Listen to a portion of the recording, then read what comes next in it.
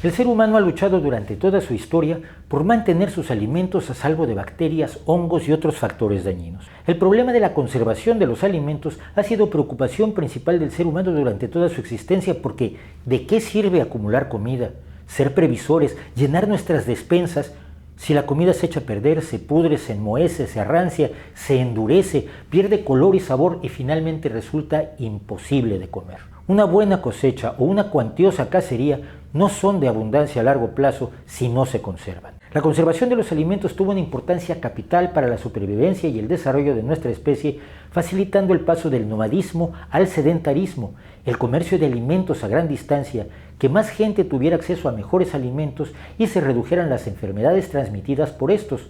Además, por supuesto, de permitir la supervivencia al ofrecer suministros para enfrentar los inviernos y los tiempos de mala cacería o bajos rendimientos agrícolas. La lucha por la conservación de los alimentos se da en dos frentes. El primero busca combatir, inhibir o dejar fuera a las bacterias y hongos que producen la descomposición. El segundo busca mantener o aumentar incluso las características que percibimos de los alimentos, su color, sabor, aspecto, aroma, etc., que es lo que los expertos conocen como sus propiedades organolépticas. En las sociedades prehistóricas el método más común para preservar los alimentos era cocinarlos de diversas formas. Este proceso mata a los microorganismos responsables de la descomposición y los mantiene a raya durante más tiempo.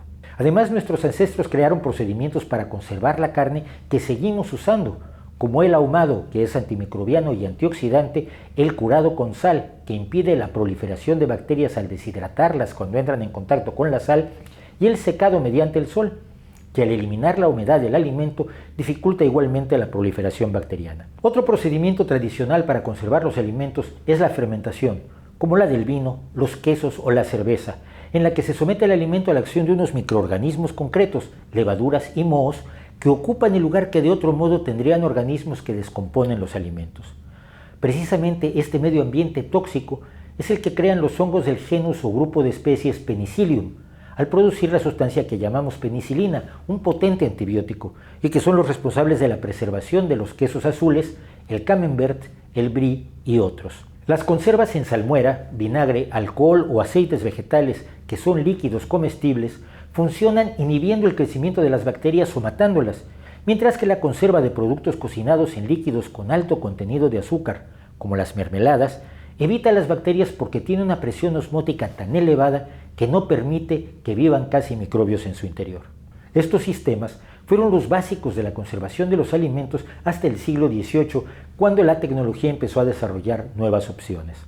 En 1810, el confitero francés Nicolas Appert dio a conocer su invención de la conservación hermética de los alimentos, que colocaba en frascos de vidrio que sellaba con corcho y lacre y posteriormente colocaba en agua hirviendo.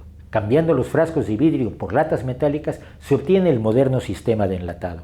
Enfriar o congelar los alimentos fue un método marginal usado en zonas donde se podía recoger hielo o nieve, pero no se pudo utilizar ampliamente sino hasta la creación de la refrigeración artificial en 1756, que llevó a la producción artificial de hielo y finalmente a las neveras mecánicas domésticas que empezaron a llegar a los hogares en 1911. A este arsenal de métodos de conservación se han añadido otros en los últimos años, que van desde sustancias con propiedades conservantes hasta sistemas como la irradiación de los alimentos con rayos X, rayos gamma o electrones de gran energía, la aplicación de pulsos de un potentísimo campo eléctrico o el empacado al vacío con una atmósfera baja en oxígeno. Al eliminar el oxígeno de los alimentos se presenta el riesgo del botulismo, es decir, el envenenamiento frecuentemente mortal con la toxina producida por la bacteria Clostridium botulinum, que es anaeróbica, lo que significa que vive y se reproduce sin necesidad de oxígeno. Para evitar también la proliferación de esta bacteria, se utilizan otras sustancias como las sales llamadas nitritos.